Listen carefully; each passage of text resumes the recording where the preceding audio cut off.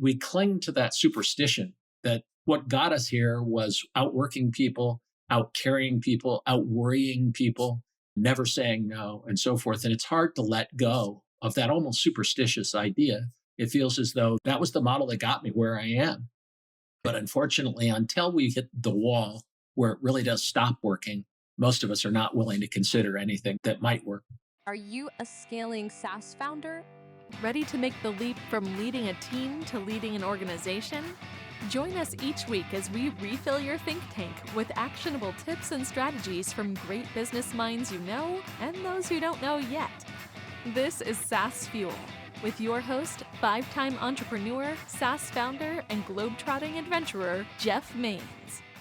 Welcome back to the SaaS Fuel podcast, where going from burnout to breakthrough starts with one radical idea. Step away, recharge, and let a mini vacation fuel your next big move. I'm your host, Jeff Maines. I help B2B SaaS founders like you grow from traction to scale. Here, growth is more than just numbers. It's about crafting a future-proof company, premium valuation, and leaders who build a business of significance while living epic, adventurous lives. Ever wonder if burnout is less about working too hard and more about chasing goals that don't actually matter to you? This episode flips the script on the usual hustle narrative. It's not just about stress or long hours. It's about the quiet trap of perfectionism, fear, and building a life around expectations that aren't even yours. We dig into how leaders and founders can break that cycle, starting not with a grand sabbatical, but with something as small and oddly powerful as a 5-second vacation. You'll hear how shifting from rigid goal lists to guiding principles can transform your entire approach to work and life. Instead of stacking objectives, it becomes about aligning what actually matters, ditching ego in favor of values that feel true, even if it means stepping off the well-worn path for a while. There's also a powerful look at the role of community. Why surrounding yourself with peers who are open about their own struggles is often the fastest way to dismantle the isolation that fuels burnout. If you're craving a different kind of success story, one that leaves space for authenticity, joy, and maybe even the radical act of slowing down, this one's got your name all over it.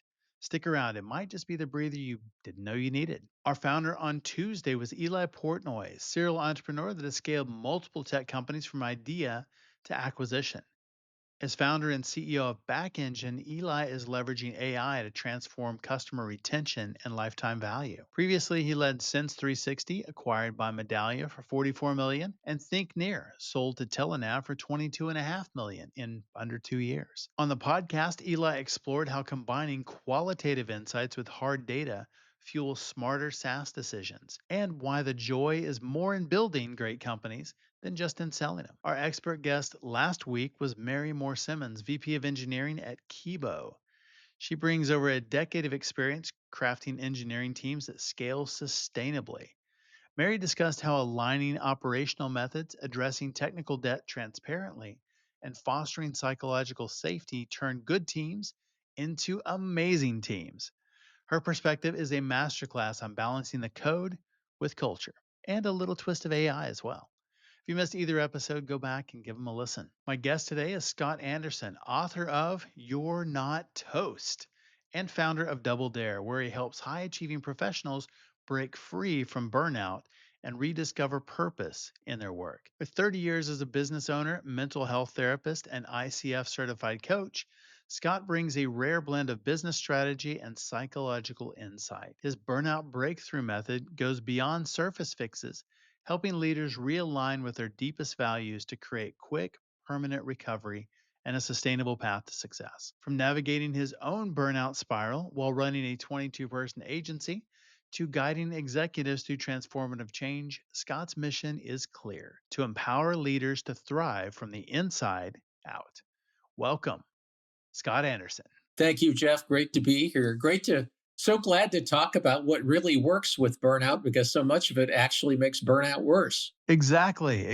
You've built businesses, and let's say I have, and you battled burnout and now coach high achievers through that process. And what was the moment that pushed you to shift from agency life to executive mental health? Boy, a couple of things. One of the first ones was I was about 10 years into a 25-year run with my advertising and marketing agency, and everything was good. I was feeling a little bored though, the feeling well, and nothing was wrong, but I was starting to get bored. Someone said, "Why don't you hire a coach?" This is 20 years ago. And in those days, it was a fairly novel thing. Yeah. And I called a guy and hired him more or less at random.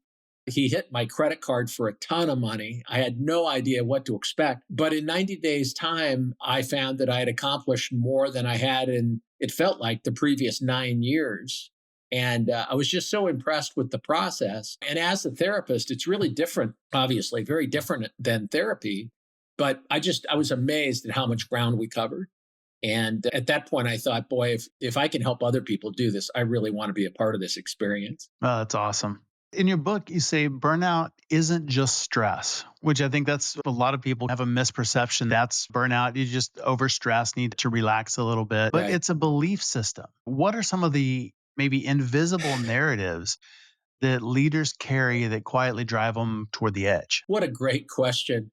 Unfortunately, most of those narratives are the very ones that make you successful. And That's I'm sure good. you can relate to this. If it didn't work, burnout wouldn't be a problem.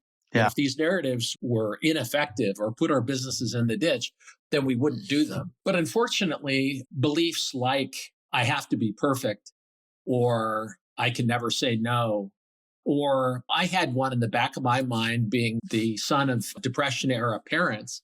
The one in the back of my mind was if you don't work your butt off at all times, bankruptcy and destitution are around the corner.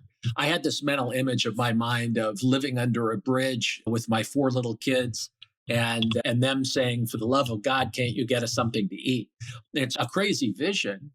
And it took a lot of time to figure out that was part of what was driving me. But as I say, that narrative, as toxic as it sounds, even saying it, got me moving in the morning, got me working harder, trying harder, caring more, caring too much. But it works for me. It really sure. worked.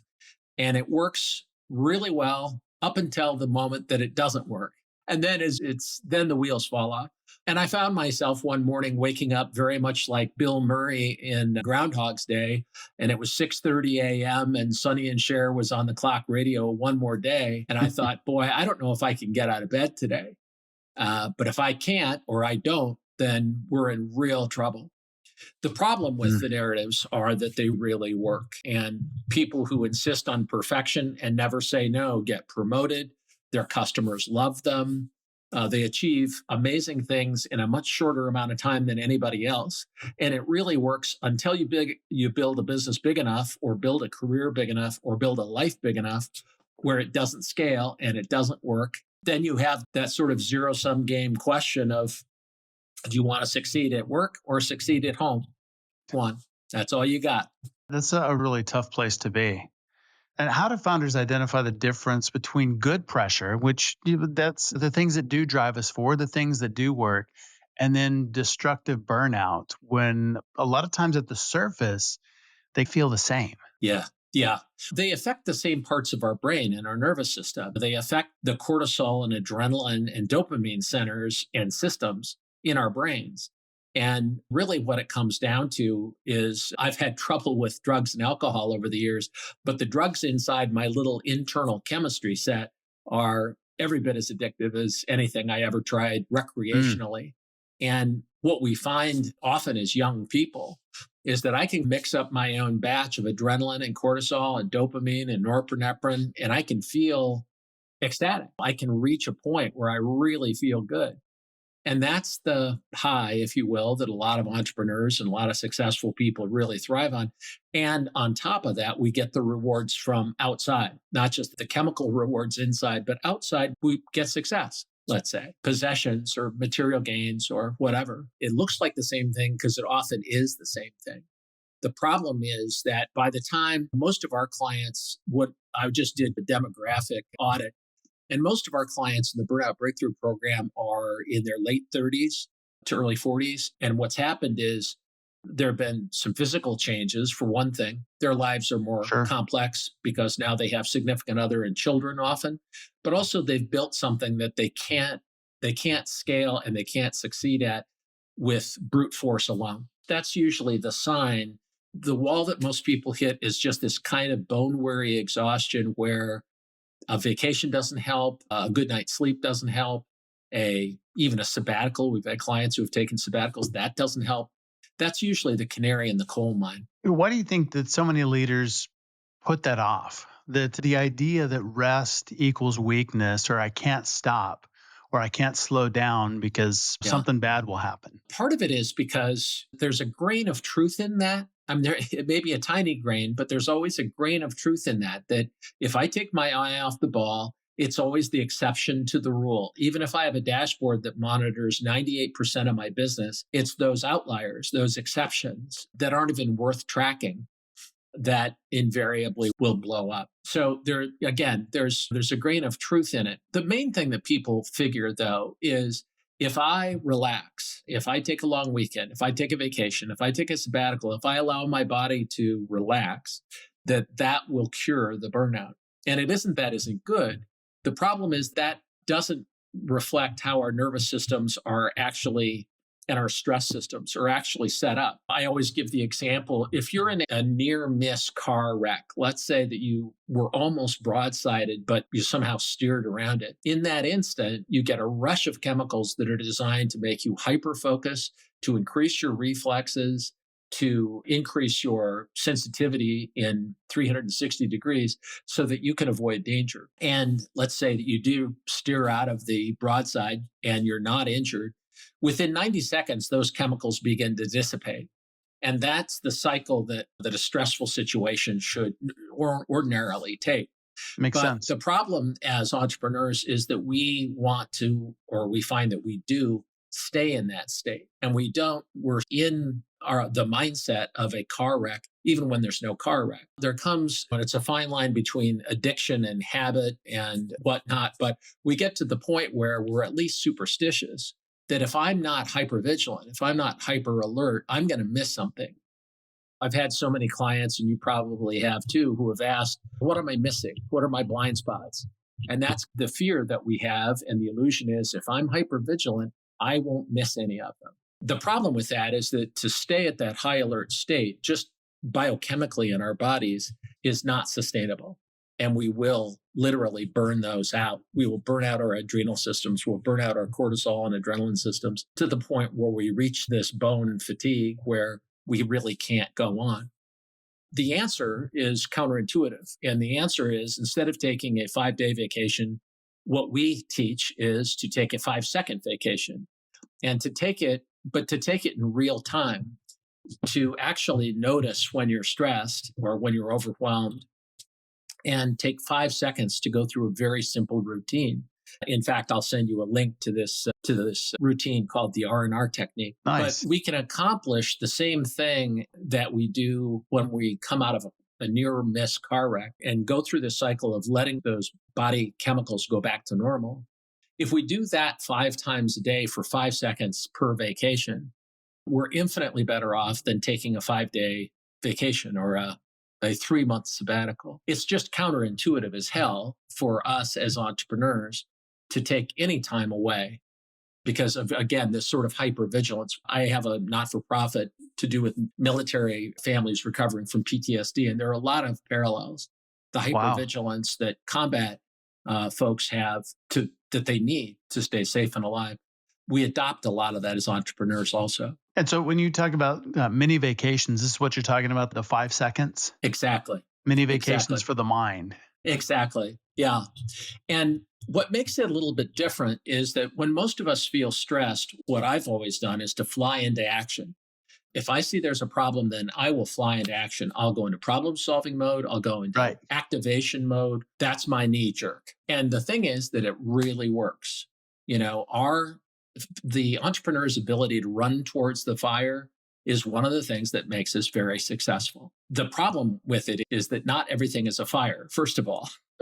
It may appear like it, but it isn't a fire. And the other problem with it is that to maintain that hypervigilant stance isn't healthy and isn't sustainable. So what the R&R technique allows us to do to begin with is just to be with, for only 5 seconds, be with the discomfort of feeling stressed.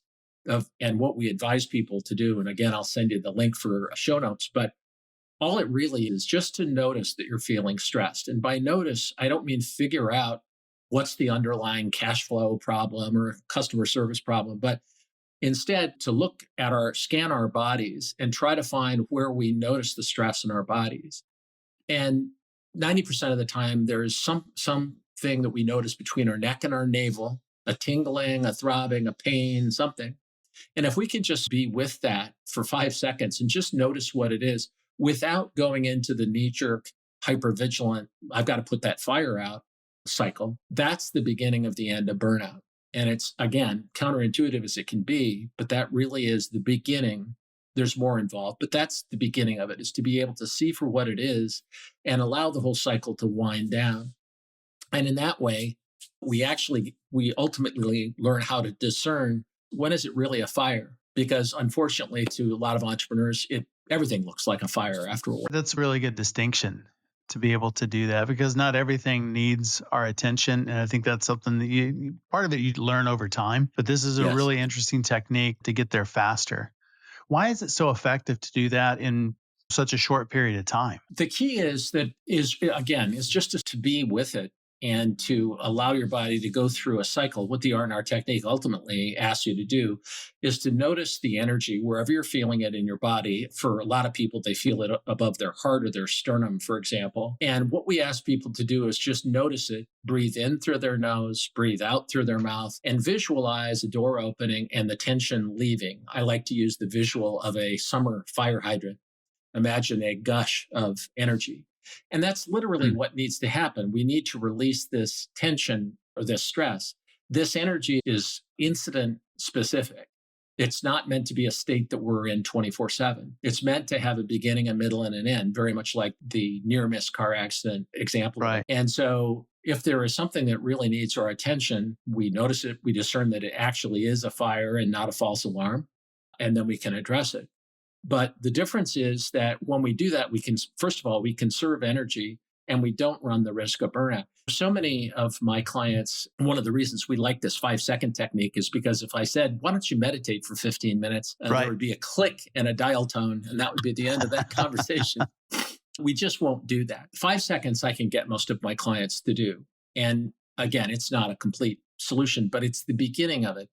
And what most entrepreneurs we work with are afraid of is, if I'm not in this hyper-vigilant, super competitive type A state, if I'm not grinding, as a lot of people like to say, then I'm not going to be effective. And so the fear is, if I relax even for 5 seconds, I'm going to lose my edge, or I'm going to become a C+ competitor. I won't have that edge. And the truth is that the opposite is true. What we have found with our clients is that by learning how to manage the stress and by actually letting it go and staying out of this, as I say, this sort of Groundhog Day exhaustion, that they have more energy and are more productive, but can discern when it's necessary to deploy it and could do so in a much more leveraged, scaled way. And very much to the point of your podcast, that's the whole point I think, of SaaS, is to gain that kind of leverage. And in this sense, we're gaining leverage over ourselves so that we can actually do more in 20 hours a week than we ever could in 60 hours a week. That's what most of my clients experience, is that when we strip out all the things that they do just to feel better, which is a lot of it tasks that other people can do better, faster, and cheaper, and they really do a time audit and determine what makes a difference, what has an impact. It's 20 hours worth of work that is really focused and hits the nail on the head. But you don't have to be, not everything is of equal importance. I think it goes right along with just the diminishing returns and multiple studies of, you work too long on a project and you start losing productivity, where if you actually take the breaks and rest, your productivity is much higher. So I think that's really interesting to be able to do that quickly, at least as a short term. It's not a long-term fix, but everybody has 5 seconds. I think most people are familiar with, I think it's Pareto's principle that tasks will occupy the time allotted. For example, we're big advocates of the Pomodoro method of allowing 20 minutes for a task and setting a timer. And what we find is that most people can do so much more than they think they can if they can screen out the distractions and really focus on getting the job done. So, to have the kind of impact that entrepreneurs really want to have almost never has to do with time. I live in Omaha, Nebraska, and everybody quotes Warren Buffett. I think everybody in town has a Warren Buffettism that they like to quote. But what he says is that it's a 1 minute phone call can make his whole year because of the point of affect that he's at, the point of inflection that he's at. Yeah. It's not a question of hours and hours of effort. It's a question really of, can you show up for the 1 minute opportunity and hit the ball out of the park? And that's really what recovery from burnout is all about, and especially what life beyond burnout is all about. That's really good. One of the things that you talk about is the productivity hacks, and you mentioned it a little bit earlier as well. And whether that's us filling the space or just trying to do things, hey, I'm feeling burned out, so I'm going to take a vacation. I'm going to go do a yoga retreat. I'm going to get an assistant. I'm going to do all these other things. The external fixes out there, why Right. is it that doesn't work? It doesn't actually solve the problem. And maybe it pacifies it a little bit, but it Right. doesn't really solve the problem and may even mask the problem. Yeah, that's really the problem. And we find by the time we work with clients in our program, we found that they've already tried that. I'm working with a guy who runs an engineering firm, for example, who took a 6 month sabbatical and was really close to selling his firm, which would have been a tragedy, really. It would have been a real shame because he doesn't need to sell it. What he needs to do is to make some tweaks internally. But his feeling was he just couldn't think of any way to shed this sort of overwhelm and stress. He tried a 6 month sabbatical and found that at the end of it, he was more stressed than he was at the beginning. Wow. It's an inside job. That's the thing with burnout, is that it isn't external. If it were, it'd be an easy fix. We'd all take a vacation and that would be it. And that's the American model, right? We work like hell for 50 weeks and then take 2 weeks off. And the myth is that we'll all feel better at the end of that, but very few of us do. It's an inside job. And so much of it has to do with really changing the way that we think about work, changing the way that we think about achievement and about what it really takes in our 20s or early in our career when we don't know anything, when we just have just raw effort. What we do, most of us, is outwork other people and outcare other people. Yeah. And we say no a lot less than anybody else. And in the beginning, that works. But over time, as we become experts in our fields, first of all, it isn't the sheer effort or sheer hours is not the currency anymore. It's really about a couple of good decisions a year, as Warren Buffett says. Yeah. But we cling to that superstition that what got us here was outworking people, outcarrying people, outworrying people, never saying no, and so forth. And it's hard to let go of that almost superstitious idea. It feels as though that was the model that got me where I am. But unfortunately, until we hit the wall where it really does stop working, most of us are not willing to consider anything that might work. Why does it take something that drastic for us to change? I think because the rewards are so good. That's true. At least for me, it really worked. Yeah. I had, like a lot of the people who are listening and watching your podcast are successful people. And Right. it's not that they're not successful. The problem is sustaining success.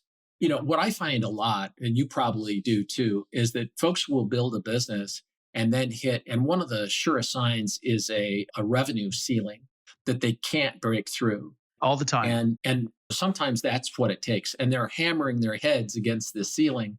But they can't get the business past 5 million or 50 million or whatever the number is. And you just hit it as hard as you can, thinking that everything that I did to get to 5 million or 50 million in revenue or whatever it is, that ought to do it. It's like Marshall Goldsmith says, that what got you here won't get you there. And that's where often we burn out. And that's also a really good sign. I tell a lot of my clients, if you have a revenue cap and you've been trying everything to break through it and you're really frustrated or maybe even a little afraid or thinking, maybe I sell the damn thing. Before you do that, there are things that you can do, but it involves taking a different approach. And it's typically an inside job, and it has to do with changing your schedule a little bit, changing your mindset, and reallocating your time. That's really good. I think that's another thing that holds people back as well. And you're right. I mean, you see this revenue ceilings all the time, and it usually pretty predictable levels. And it's almost always an inside job. And whether Right. it's trying to do things the same way, or if it's a mindset of if I grow more or if the business doubles, then my pain is going to double. This I'm already stressed out Yes. and my life is insane right now. And if I add another 10 customers, if I add another million in revenue, if we double this business, Yeah. then that the amount of pain and stress is going to go up exponentially. And I can't do that. So we're going to be happy here. That's right. Oh boy, you've really put your finger on it. And I've talked, and I'm sure you have too. I've talked to so many clients, and it takes some work and some willingness to be vulnerable. But so many of us have that exact fear that I'm killing myself now. If I double this business, Right. I'm going to be dead. Yep. Or it's even, it comes down to that existential choice of, do I stay successful or stay married? A lot of us are faced with that. Do we succeed at work or do we succeed at home? Pick one. And that's the existential choice that a lot of us feel like we're facing. And again, that may be in the subconscious, or it's not something that most entrepreneurs are willing to talk about. But I think I've faced that myself many times, is that this revenue ceiling is terrible, but doubling the business, I may blow up. I don't know what's going to happen then. Yeah, it's linked with ultimate pain. And so then Yes. it's better to stay stuck and unhappy Yeah. than face the even bigger pain of growth and multiplied unhappiness. What if a leadership book and a Netflix drama had a baby? That is The Captain's Keys, Storms, Emotional Wreckage, and a surprisingly practical leadership system that one CEO called the owner's manual and never got for 20 years of leadership. Here is the brutal truth. You're probably drowning in LinkedIn connections while starving for real relationships. I hear it all the time. Most leaders are exhausted from playing the lone hero, and it's killing both your results and your sanity.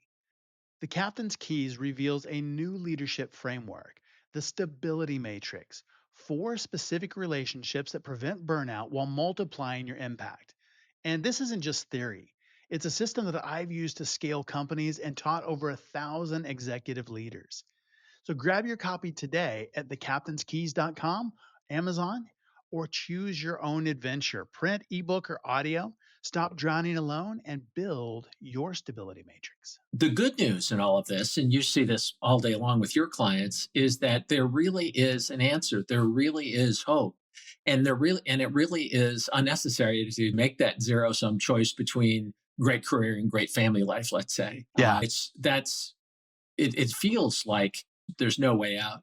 But the truth is that there is tremendous hope, and not even for a marginally better life, but for an exponentially better life.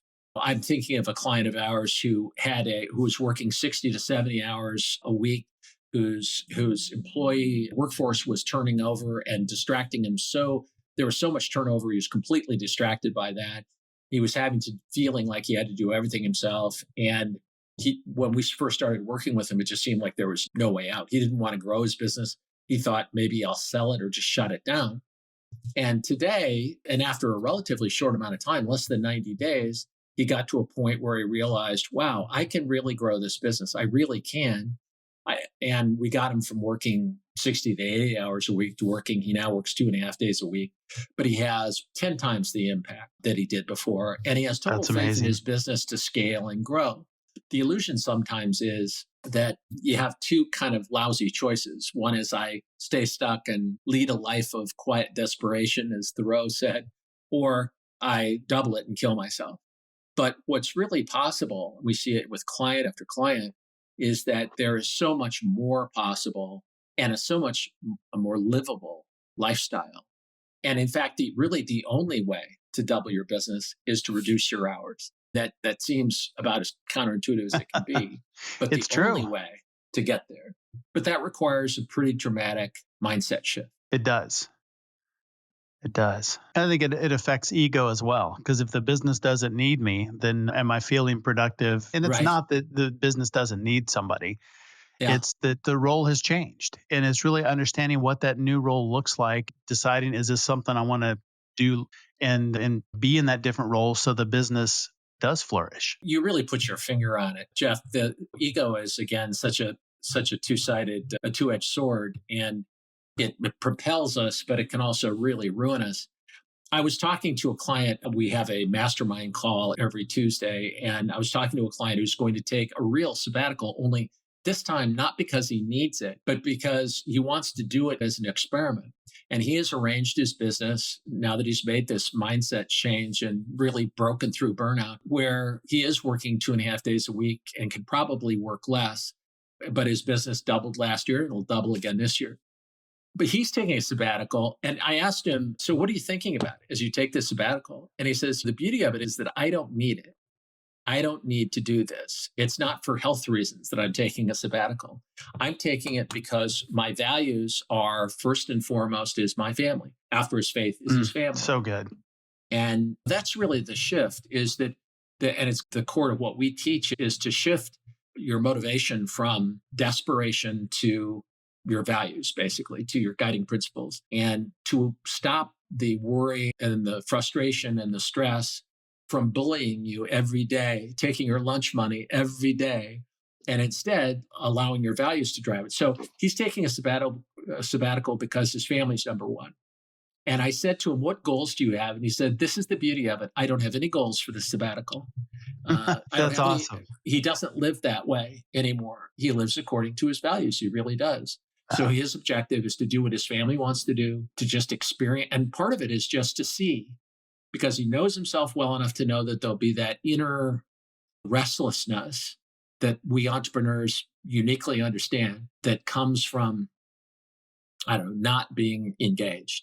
And part of it is an experiment just to see what comes up, what that restlessness really is. And it's ego and it's a lack of faith. He's discovered, I have too. And it's a pretty exciting journey beyond burnout to see what's possible beyond ego, beyond ambition. I think that's really interesting to explore is just the alignment with our core values. And yeah, I think a lot of leaders don't really know what their core values are. What they've done is adopted somebody else's or say, hey, this is a good dream for somebody else. So I'm going to adopt that dream and make it mine. And so my values are going to be go build an awesome business, which nothing wrong with that. But if that's Right. not aligned with who you are and really what you want to do, there's going to be a mismatch and it's going to present itself. And so really understanding what it is that really matters to you most. Exactly. And that again, that's a very vulnerable spot for entrepreneurs like us to allow ourselves to be in. Yeah. To really ask what does matter. I reached a point in my own burnout and it occurred to me, I thought, what would it say in my tombstone? And if it were an accurate assessment of my life at that point, it would have been Scott worked very hard. He wrote a lot of payroll. He wrote a lot of paychecks. He paid a lot of bills, worried his ass off. But really, what was going to be on my tombstone? And I had to confess that it wasn't something I was proud of, something that I wanted even. And but I had lost track. Why am I doing this? And not having the guiding principles to lean on meant that I was just responding entirely, when I'm honest with myself, I was responding entirely to a combination of ego and fear. And unfortunately, as we said at the beginning of the conversation, that'll take you a long way. You can have a lot of success with ego and fear until you start failing, until you hit the revenue ceiling, or until your wife starts talking about seeing a counselor, or even worse, your spouse says you're present, but you're not with us. Yeah. You're just not here. And once you start hearing things like that, the end is near. It's sad and true. I think that's one of the things that's really nice is you don't have to choose between having a great family and having a great business. Those are not mutually exclusive. Exactly. And that's hard to believe. If you're in the crosshairs of burnout, that's hard to believe. Yeah. And what I found is that by the time when folks call us, it's because the wheels are starting to fall off, or it feels like they are, or it feels like you're in those two terrible choices, as you said so well, between I can be frustrated at my current revenue cap, but not get divorced, or I can try to grow my business, get divorced, and probably have a heart attack. It's when and people lose half realize, of it in the process too. Exactly. But it's when people hit that wall that they begin to say, oh my God, there must be something else. Yeah. And one of the most gratifying things about my life today is that just like you, Jeff, I know there is something else. There really is. And it's infinitely better than my best day fueled entirely by fear and ambition. What's the first step if we don't want to get to the point of hitting the wall and going down that path? What's the first step you could walk a founder through when they realize maybe something's off, but they can't Right. necessarily name what that is? That's really just that. If you feel as though something is off and you've been hitting your head against it for a while, right? You've tried everything. You've tried everything there is to try within your business. You've tried everything maybe without your business. I tried everything. I was a therapist myself, but I was seeing counselors and I was hiring coaches and consultants and I was trying everything I could possibly try. And even within my training as a licensed therapist, there's really not much about burnout. So, both for Yeah. me and for my clients, I had to do some research, and I was lucky enough to stumble into some things that the first thing I found was this R&R technique that was, again, it's not a solution in itself, but it made me see enough improvement that I thought, you know what, there must be more to this. There must be more ammunition here. So I guess the first thing is just to recognize that you've got a problem that despite your best efforts, you haven't been able to solve. And it's difficult for very persistent, gritty people like us to get to that point. But that's really it. The thing that I would recommend is we have something called a fast fix call. And what we do with folks is to have them take a quick online burnout assessment just to get a sense of what even burnout really means. A lot of people think they understand what it is, but we really recommend take a burnout assessment. And it's not probably what you think it is. It's exhaustion. Sure, that's part of it, but there's a lot more to it than that. One of the hallmarks, for example, is isolating yourself because no one understands. Your Mm. wife doesn't Yeah. understand, your spouse doesn't understand, your business partners, your customers, your employees don't understand, and you tend to isolate. One of the other symptoms is that we tend to become resentful, even towards customers, even towards employees, even to the very people that are making this all possible. And anyway, this fast fix call involves just taking a quick burnout assessment, and then we can give you some things that'll get you started that can really help. And we're not trying to sell anything. What we're trying to do is just give you some things that'll work right away. But the R&R technique is a great place to start. And again, none of this is, and so many entrepreneurs are concerned about, I don't have any time to do what I'm doing now. How am I going to introduce anything new? And Right. this is all designed so that it's 5-second interventions. It's not quite, none of this is going to swamp your schedule because we understand you're already swamped. But what does happen is just to take a little bit different approach to things, to think about things a little bit differently. And in as little as a week, we find that people already report that they're feeling a lot better. It's not as impossible or as overwhelming as so many people think. They're doing that and they feel better in a week. That's definitely a good thing. But does that just mask the symptoms and let them continue on in that same thing? Or is it the beginning of a true solution? It's only the beginning. I mean, what I needed in the beginning, and my clients all report that they need, is just a ray of hope because it feels as though Yeah. I'm finally in a problem that I cannot solve and I have to solve it, but I can't. And so to see a ray of hope is really good. But Love that. yeah, we take people through a 90-day process that is intended to quickly, but also permanently break through burnout.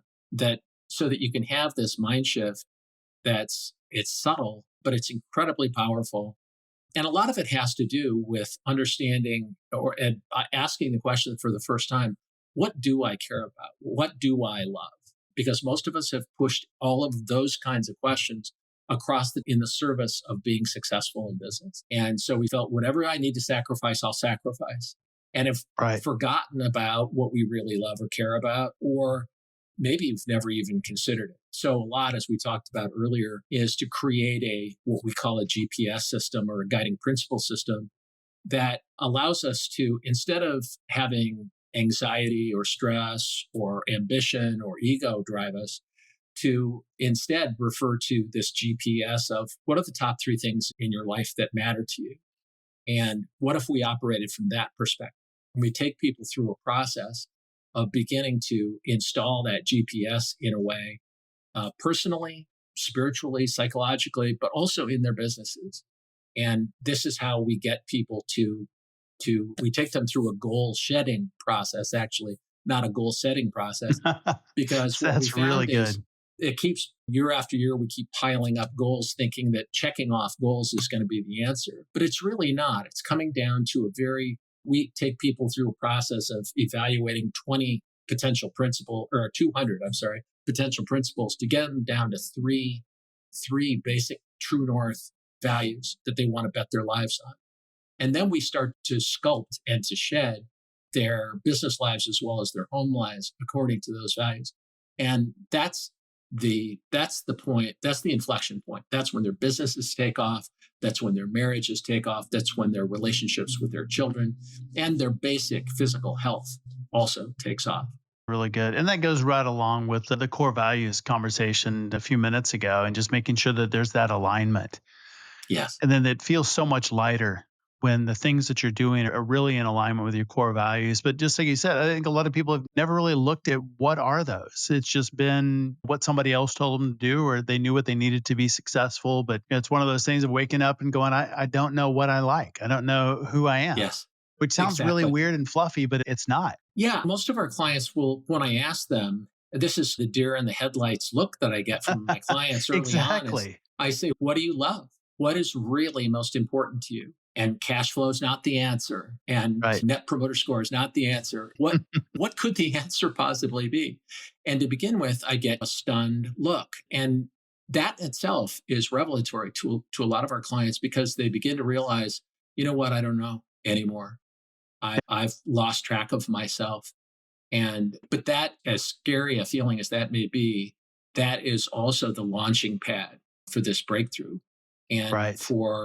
as you said, for being truly successful with a capital S, in not from the perspective of anyone else but you, not handed down sets of values or what success looks like. Then we can become truly successful. And all the talent, the ability, and the experience that feels as though it's like on this launching pad and it's not taking off, finally can take off. Really good. And if you're going to go on a journey and figure out how to get out of that burnout, you have to know where you are to start. And I think that's I love the GPS acronym. You really have to No, know, because if you don't have the foundation, which is those values, then how do you even know what direction to go from here? yeah, that's right. And it's, again, it's a vulnerable spot. And this is why our program includes some training, some online coursework. Speaking of SaaS, our program is basically a SaaS based program, but there's also one on one coaching. And one of the most important parts of our program, we think, is that we have mastermind calls we have cohorts of clients in the program at the same time. And we found that's really the most important part, really. You need all of it. You need the content. You need the little bit of coursework we ask you to do, which is mainly about asking yourself, who do I want to be and what do I want my life to be like? But what we find is that when you're in community with other leaders that are going through exactly the same process, for one Yeah. thing, it begins to break down the isolation that I'm the only one here that understands. I can't even say myself what the problem is, but this is that isolation that it really is lonely at the top, or it can be.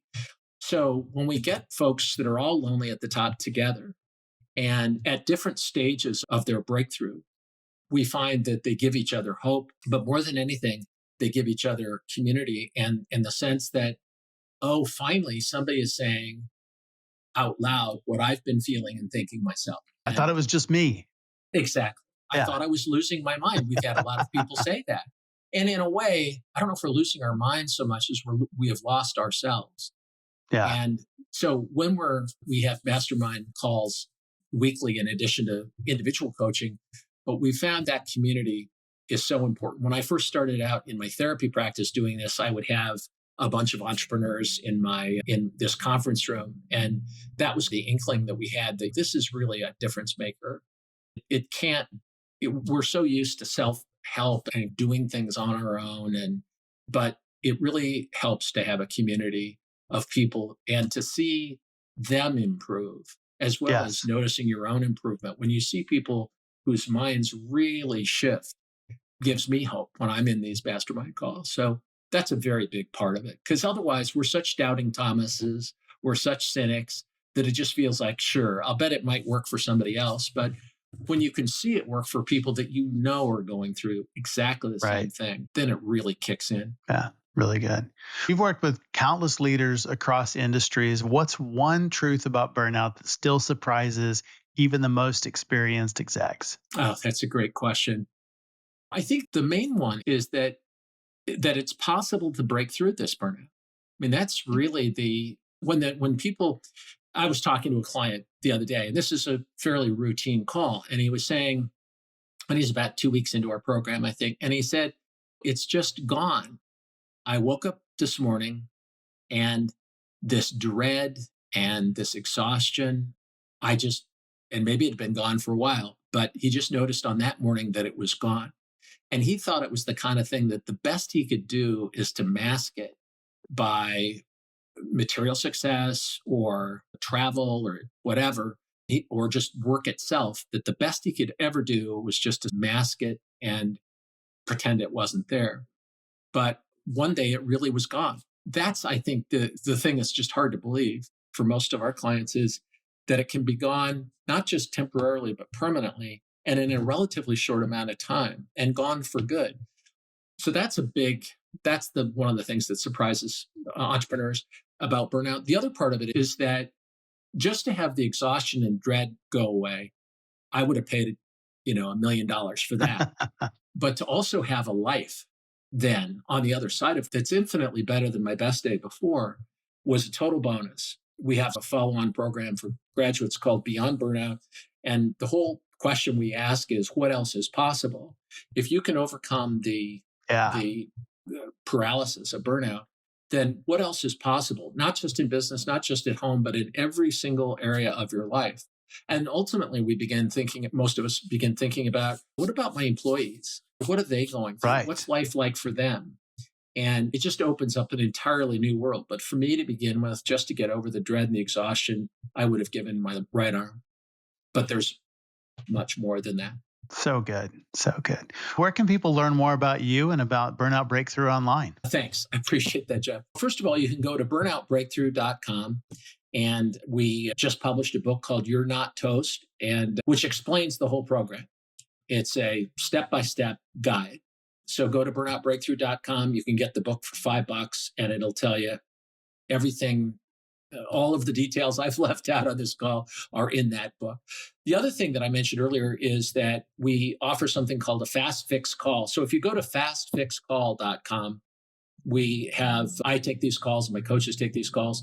And what we ask you to do is to take a quick online burnout assessment just to get a sense of, so you have a sense of how you're actually doing and understand what the symptoms actually are.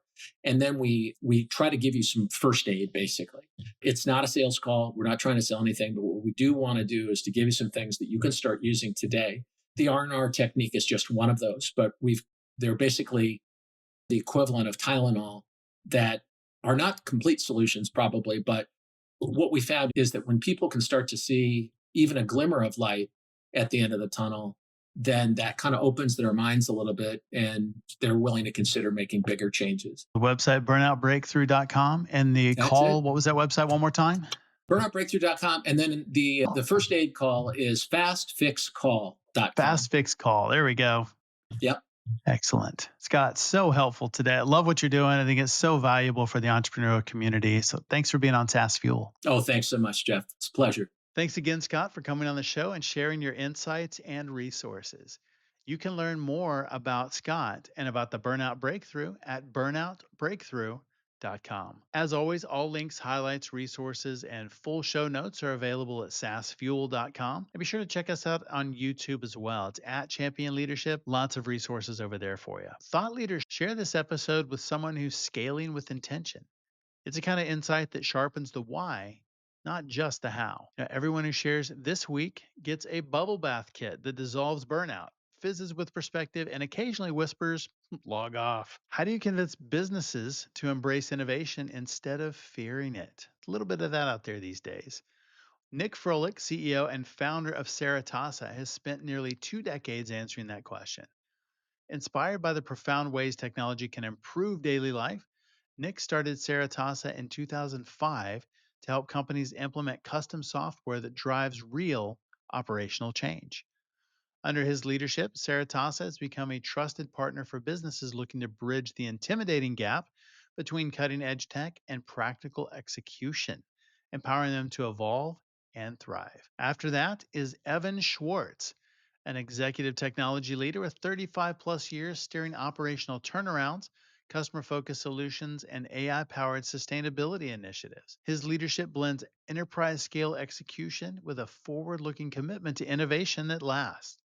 So I will see you next time. And as always, enjoy the journey. Thanks for listening to SaaS Fuel. Full show notes for each episode, which includes a summary, key takeaways, quotes, and any resources mentioned, are available at saasfuel.com.